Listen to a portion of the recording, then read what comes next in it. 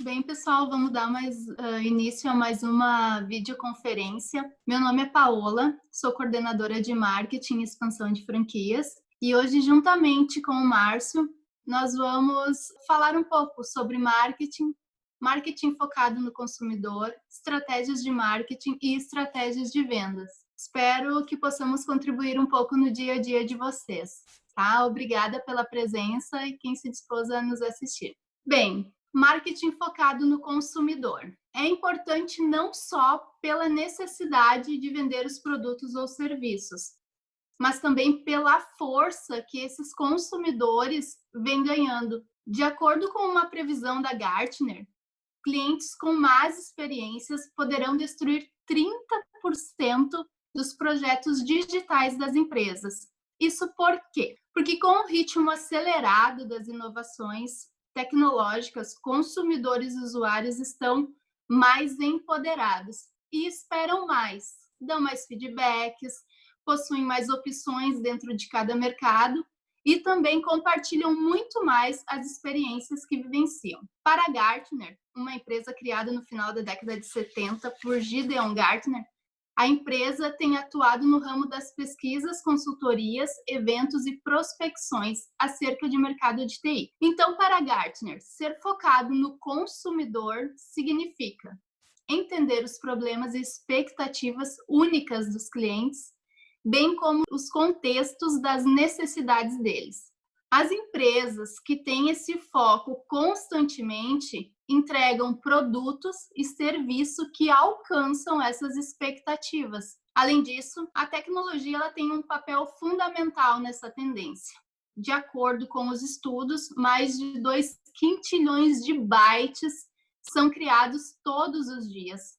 Assim, interpretar essas informações, transformando-as em estratégias, tornou-se um desafio do século para as empresas. Bem, esse fato, alinhado ao crescimento de novas gerações que são nativas digitais e que cada vez mais gerarão mais dados, tem um impacto direto nas estratégias corporativas, visto que se estima que pessoas nascidas entre 95 e 2010 já representam 27% da população mundial. Então, a Gartner, ela identificou 10 hábitos que corporações têm que ter como referência no consumidor. São eles: estudos constantes sobre usuários, follow-ups para entender os feedbacks desses clientes, ações proativas para antecipar as necessidades deles, construção de empatia, muito importante isso, dentro dos processos e das políticas, um respeito enorme à privacidade do usuário, compartilhamento interno de conhecimento sobre os diferentes tipos de perfil de cada usuário. Outra coisa muito importante, motivação dos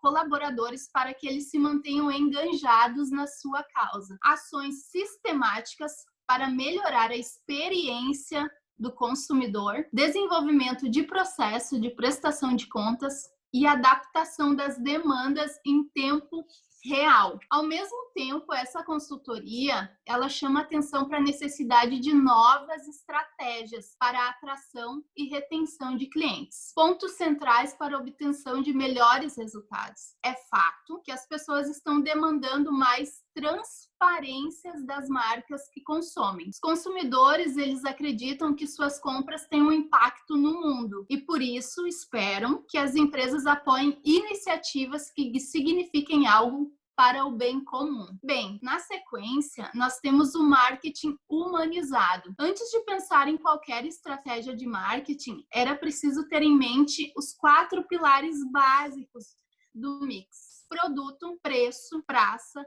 e promoção. Quando esses 4 P's fossem bem trabalhados internamente, a marca alcançaria um bom posicionamento e conquistaria o público. Essa metodologia, baseada principalmente no equilíbrio desses 4 P's, representados pelo marketing, foi a base para que muitas empresas conseguissem se posicionar no mercado. E com o surgimento da internet, do consumidor 3.0 Quem é esse consumidor 3.0? É o consumidor que está cada vez mais conectado. Um consumidor que consome produtos e serviços de diversas partes do mundo e precisa acessar todos os canais em qualquer horário e de maneira integrada. Um universo hiperconectado, praticamente paralelo, empoderado por informação, diversas possibilidades de escolha e um comportamento imediatista destacado. Então, voltando, com o surgimento da internet e do consumidor 3.0 e do marketing digital, passou a não se falar mais em 4Ps, mas em 8Ps,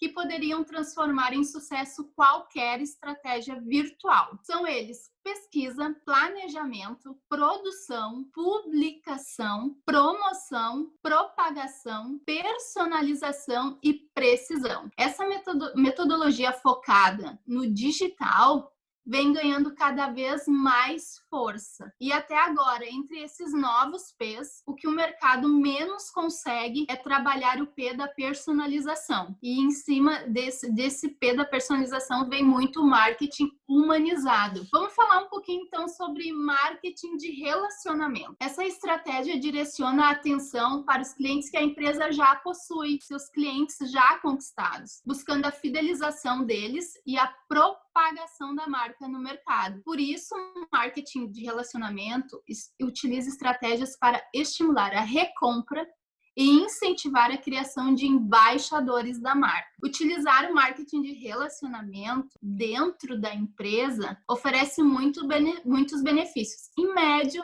e longo prazo. Se você monitora os dados dos clientes, já deve ter uma ideia de qual é o valor do tempo de vida média do seu negócio. Enfim, o marketing de relacionamento tem papel de melhorar a interação com os clientes e resolver os seus problemas e, com isso, também ampliar o valor do tempo de vida deles com o seu negócio. Mais uma ferramenta, então, é o uso do CRM. O CRM é uma ferramenta para gestão de informação dos clientes e dos processos de negociação. Sendo assim, ele traz informações úteis sobre seus clientes, os principais canais de contatos com eles e as plataformas digitais mais utilizadas por esses clientes. Então, o CRM pode ser útil para identificar quais são os gostos do seu consumidor e criar uma relação mais próxima, compartilhando dicas e construindo uma comunicação personalizada, que é o que nos falta muito hoje. Também temos a interação multicanal. Sabe-se que hoje as pessoas utilizam diferentes plataformas para entrar em contato com o negócio. Por exemplo, elas podem iniciar uma interação pelo Facebook, depois migram para o WhatsApp e finalizam a compra pelo site. Então, com isso, o teu time ele tem que estar preparado para prestar um bom atendimento nessas redes, com respostas rápidas, educadas e úteis para o seu consumidor. Também é importante criar um relacionamento com o cliente no canal que ele mais gosta de utilizar. Outra, então, estratégia é o storytelling para vendas, ou seja, uma narrativa para fechar negócios. Hoje se fala muito em stories, né? Então, contar boas histórias faz parte da rotina de qualquer profissional de vendas. É uma conexão entre o emocional e o racional. Desde os homens das cavernas que contavam as façanhas ou desastres das suas caças ao redor da fogueira até o happy hour da sexta-feira, a humanidade adora uma boa história. E por que não contar histórias para tornar as coisas mais claras nos seus negócios? Crie uma boa narrativa para falar com seus clientes. Isso pode ser muito mais esclarecedor. Então, o que a gente tem que cuidar é o exagero, tem que ser planejado, organizado e mensurado. Então, assim, o storytelling ele passa de uma boa história para uma ferramenta para acelerar os seus resultados. Essas são algumas estratégias do marketing focado. Márcio, agora é contigo. Boa noite, pessoal. Bem, a Paola tocou num ponto essencial que ela falou do LTV, que é o Lifetime Valuation, que é o tempo de vida do cliente quando ele está contigo.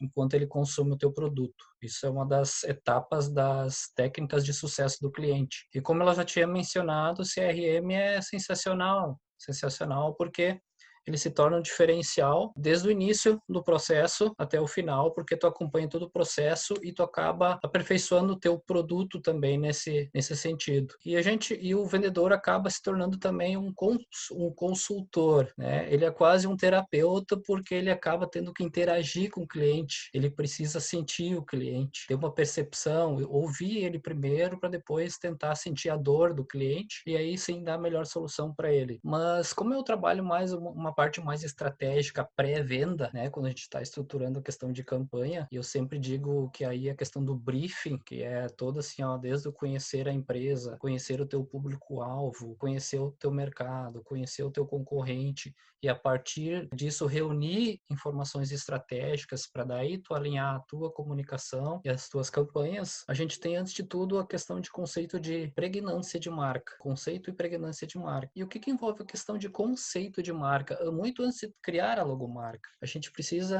a questão do conceito é se alinhar estrategicamente com o teu cliente. E um exemplo disso bem simples é a Nike. Quando a gente vê a Nike, a gente vê o quê? A gente vê uma marca jovem, uma marca que gera status, uma marca moderna, ela representa energia. E aí tu para e pensa, a tua marca tem algum conceito? Também é questão de pregnância de marca. Muito mais do que uma simples imagem, você deve ter um ícone pregnante que trabalhe justamente com a questão do subconsciente do teu cérebro. Uma marca, um ícone pregnante, ele precisa ter um símbolo que precisa ser reconhecido por uma criança de 5 anos. Se a sua marca é reconhecida por uma criança de 5 anos, o seu símbolo é pregnante. Ele com certeza vai ficar no subconsciente. Então, falando também dessa questão de conceito, entra uma etapa muito importante chamada Golden Circle, que é o círculo dourado. Uma grande empresa que se utilizou dessa estratégia foi a Apple. E como ela se utilizou dessa sistemática? Porque o Golden Circle é uma forma de se comunicar uma ideia inovadora por seguir o raciocínio inverso ao que temos como referência mais tradicional, né? São 3 círculos e a gente começa do centro para fora. O porquê que está no centro da estratégia é o propósito. O que te move? O que move a tua empresa? E aí no meio nós temos o como, valores e personalidade. Tu começa a transformar a tua estratégia de comunicação. No círculo externo nós temos o quê? Quais os meus talentos? Quais são os talentos da minha empresa? Né? O que eu posso externar? Né? Porque uma empresa sem propósito é como se ela fosse uma caixa vazia. Ela não tem DNA, né? E talvez até por isso tenha surgido o termo pensar fora da caixa. E aí vem outra questão, como o teu público vai se engajar com a tua marca? Então, como que a Apple aplicou essa questão? Teoricamente, a empresa tem os mesmos recursos e entrega o mesmo produto que a concorrência, o que a tornou um símbolo de inovação e referência em tecnologia, design, é o círculo dourado. Nesse novo momento do marketing do consumidor, as pessoas compram o porquê e não o que uma empresa vende. E assim a Apple se apresenta. Tudo o que fazemos, nós acreditamos em desafiar o status quo. Nós acreditamos em pensar de forma diferente. É a questão de quebrar paradigmas. A forma que desafiamos o status quo é fazendo nossos produtos muito bem projetados, fáceis de usar e com uma interface amigável. Acabamos fazendo exatamente excelentes computadores. Quer comprar um, né? Porque a partir do momento que tu tem um conceito bem estruturado, tu consegue conversar melhor com o teu consumidor final. Tu atinge teus objetivos com mais eficiência e mais eficácia. E aí nisso nós temos também a questão do mapa de empatia. O que o meu cliente vê, o que ele fala, o que ele consome, que começa um alinhamento de comunicação.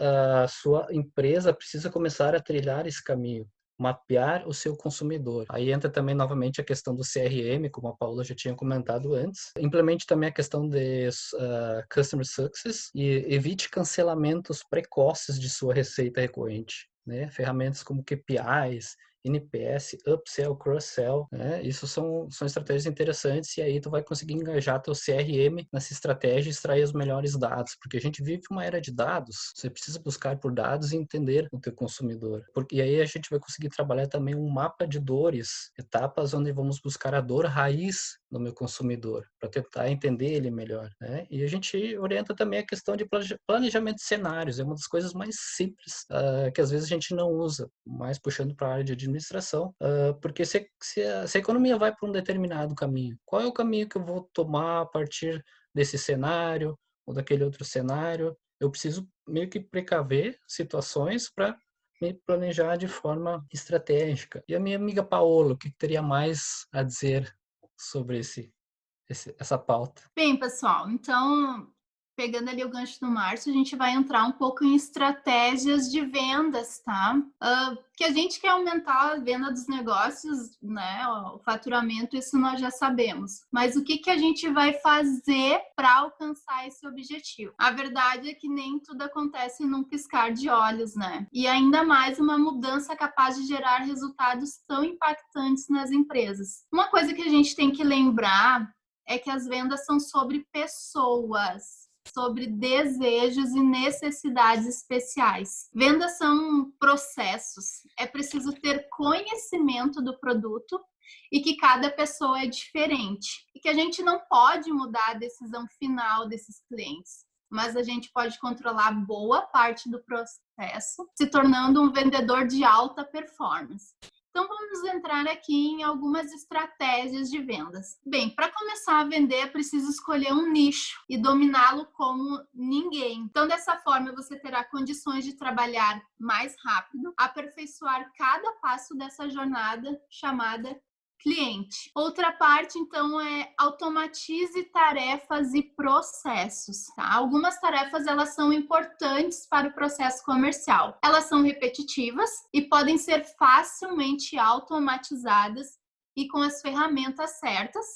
Isso inclui envio de e-mails para nutrir leads, agendamento de atividades importantes e até geração de relatórios de progresso de estratégia. Uma boa opção para automatizar boa parte dessas tarefas manuais, e não só produtividade, mas também eficácia, voltando a falar nele novamente, é o CRM. Então, atrair clientes em potenciais. Uma das estratégias para encontrar clientes é atraí-los até o seu negócio através de mídia, promoções, concursos, cupons, descontos também fazem esse papel. Mesmo os vendedores que vão de porta em porta são apoiados pela mídia. Eles não vão sozinhos de cara limpa. Outra maneira de conseguir leads é através do marketing de conteúdo. Criar conteúdo interessante em sites, redes sociais, atraindo os clientes com o perfil que tu deseja, né? E que você quer que acesse essas informações. Eles pedem materiais mais completos, você pode trocar e-books, tutoriais, né? Ou algum período gratuito para experimentar um software na nuvem, por exemplo. Um vendedor pode conseguir os dados de contatos desses clientes através dessas ações. E uma estratégia para conquistar clientes, né? Se você já fez toda essa estratégia para atraí-los, é hora de entender as necessidades deles, mostrar quais as soluções que você oferece e como que você pode resolver o problema desse cliente. Uma ferramenta que eu acho muito importante, trabalho muito no meu dia a dia, são os gatilhos mentais. Você deve usar ele em todo o processo comercial, tá? São técnicas de persuasão que se relacionam com os aspectos instintivos, emocionais e sociais, presentes em todos os seres humanos. As pessoas, elas raramente compram lógica. Você tem que ser capaz de despertar as emoções das pessoas. E assim vai ser mais fácil influenciá-las. Mas quais são as emoções que movem esses clientes? Pergunta difícil, né? Bom, segue aqui então alguns gatilhos mentais, tá? Reciprocidade. Nós temos a tendência natural de retribuir aquilo que nos gera valor, que nos gera uma boa experiência, mas precisamos perceber esse ato como espontâneo. espontâneo. Que difícil, né? Feito de coração. Dessa forma, o seu lead, seu cliente em potencial, vai se sentir grato por você ter ajudado ele e vai querer retribuir de alguma forma, o que espero que seja com o fechamento. Então, gentileza gera gentileza, tá? Outro gatilho mental, compromisso e coerência. Por exemplo, na hora de tentar marcar uma reunião de demonstração para o teu cliente, faça perguntas cujas as respostas você acha que serão afirmativas. Como, você pode me explicar como você lida com esse problema hoje? Escute o prospect com atenção e só depois peça a reunião.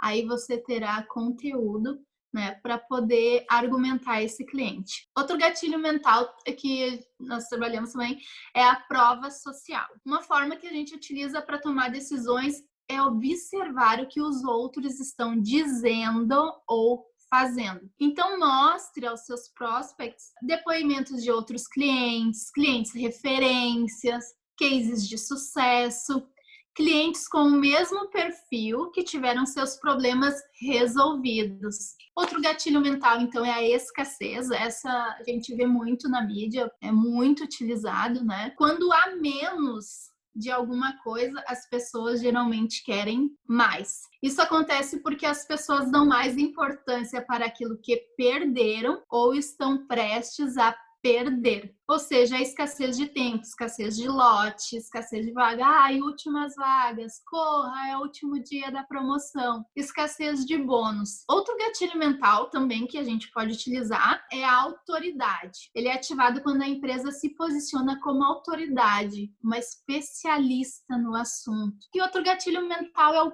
por quê? Nossa mente está sempre tentando encontrar uma explicação para as coisas. Portanto, explicar o porquê das coisas é uma maneira eficaz de ativar um gatilho mental. Mesmo que não seja um bom argumento, as pessoas gostam de saber as razões para o que elas fazem. Por que eu estou fazendo isso? Por que eu estou fazendo aquilo? Se você justificar o que está fazendo, a chance do lead confiar em você é bem maior. Se você utilizá-los de maneira adequada em suas abordagens, com certeza terá ótimas conversões. Agora eu vou falar um pouquinho sobre técnicas de vendas, tá? Etapas de um atendimento. Num atendimento a gente começa então pela abordagem, que é o nosso cartão de visita, o que faz o cliente se aproximar da gente. Muito importante ser simpático logo de cara, se identificar e perguntar o nome do cliente. Isso é muito importante. As pessoas, quando são chamadas pelo nome, elas se aproximam, elas se sentem próximas. É como se a gente já se conhecesse. E chamar o cliente durante todo o atendimento pelo nome. O senhor, a senhora, não. Senhora Décio, senhor Márcio, entendeu? Chamar a pessoa pelo nome. Tem a pesquisa também, que é outra etapa do atendimento. Ou seja, eu preciso descobrir as necessidades desse meu cliente. E como que eu faço isso? Eu utilizo perguntas abertas, que podem iniciar com as palavras qual, como, para quê, qual finalidade, sondar oportunidades para a venda de serviços adicionais. Aí a gente já sabendo o que esse cliente quer, já tendo pesquisado, sabendo todas as necessidades, eu vou partir para o oferecimento. Mas para mim oferecer, eu tenho que conhecer o meu produto, o meu serviço e oferecer de acordo com o perfil dele, de acordo com a necessidade com que ele está procurando. E muito importante, apontar os benefícios, não as características, né? A cor, por que é dessa? Ah, é branco, mas por que é branco? Ah, porque ele transmite uma sensação de um espaço maior, é uma claridade, transmite paz. Isso são benefícios, tá? E oferecer serviços adicionais. Na negociação, é importante a gente manter a tranquilidade. Se colocar no lugar do cliente, ter empatia, sentir o cliente, tá? Apresentar os valores de forma atrativa, devolver as objeções em forma de pergunta. Quando o cliente me pergunta assim, qual o preço? Ah, mas quanto o senhor pode pagar? Qual o valor de parcela que o senhor pode pagar? E reforçar os benefícios de acordo com o perfil desse cliente. E o mais importante, o mais esperado que nós todos queremos é o fechamento. Identificar sinais de compras, olhares, gestos, quando o cliente está acompanhado, se ele olha para outra pessoa, ele está só aguardando o ok da outra pessoa, geralmente ele já comprou. Então é hora, de repente, de reforçar para o companheiro que está junto. Tomar a iniciativa de fechar a venda, não aguardar o cliente. Toma a iniciativa, vamos fechar? Já posso entregar na sua casa hoje? Que horário o senhor vai estar em casa? E persistência, tentar fechar mais de uma vez. O relacionamento, então, que a gente tem que manter, porque eu quero que esse cliente volte a me procurar. Então, eu anoto os dados dele, agradeço a preferência e em outras oportunidades retorno o contato com ele para ver se eu tenho algum outro produto que também volte a satisfazer esse cliente. E após montar um bom planejamento, então, com as estratégias de vendas, é preciso acompanhar os resultados. E se as metas estabelecidas estão sendo atingidas através de indicadores, que são os KPIs que o Márcio falou, indicadores de performance. Mas isso é assunto para um próximo encontro, tá, gente? Márcio, é contigo novamente. Bem, pessoal, continuando, existe todo um período de esforço, como a Paula veio falando, algumas etapas. Provavelmente tem um termo que vocês não viram falar ainda, que é o platô do potencial latente, que é todo esse período de esforço invisível que a gente faz, que tu sempre pensa, poxa, eu tô fazendo tanto esforço e a coisa não vai. Mas daqui a pouco ela vai. E aí sim, quando você estoura, quando você passa a ter sucesso baseado nesse seu platô do potencial latente, aí você vê diferencial perante tua concorrência, né? Mas geralmente assim, é esforço, esforço, esforço, demora, mas quando vem, o resultado ele é relevante. E essa questão da estratégia, só para vocês verem, vou citar um exemplo. Tem uma agência de publicidade grande aqui em Santa Cruz do Sul, ela está remodelando o seu modelo de negócio. A estratégia ela é tão importante que ela vai deixar de fazer layout só para trabalhar a estratégia com as empresas que são clientes dela. E o mundo é uma questão assim, o mundo evolui, a gente como gestor precisa se reinventar, né? No termo na área de administração se fala muito em PDCA, planejar, fazer, plan, do, check and action, checar e botar em ação. Rode o PDCA quantas vezes for necessário para chegar a um nível de excelência em todos os processos, tanto estratégicos e quando tu põe em ação. O mundo está se inovando tanto que antes se ouvia falar business to consumer, que é o B2C, B2B, business to business, né? Que agora tem o H2H de humano para humano. Assim como o RH antes era recursos humanos, agora está virando TH, talentos humanos. E o mundo vem em constante evolução. E para fazer um fechamento, só vou falar um pequeno exemplo aqui, que às vezes as pessoas, mas Márcio, as pessoas não me dão abertura, como é que eu vou vender, o que que eu vou fazer? Houve um caso uma vez que um vendedor ligou para um diretor de uma empresa e o cara não queria receber ele de jeito nenhum. O que que ele fez? Foi numa loja de sapatos e comprou uma caixa de sapatos. E aí mandou um dos sapatos pro diretor esse, por correspondência. Chegou lá, na carta dizia, um pé eu já botei na tua empresa, agora estou esperando marcar a reunião para botar outro pé. Então, às vezes, a gente precisa usar de algumas coisas assim para quebrar barreiras e quebrar paradigmas. Então, agradecemos a todos e esperamos vocês para as próximas lives aí. Boa noite, muito obrigado.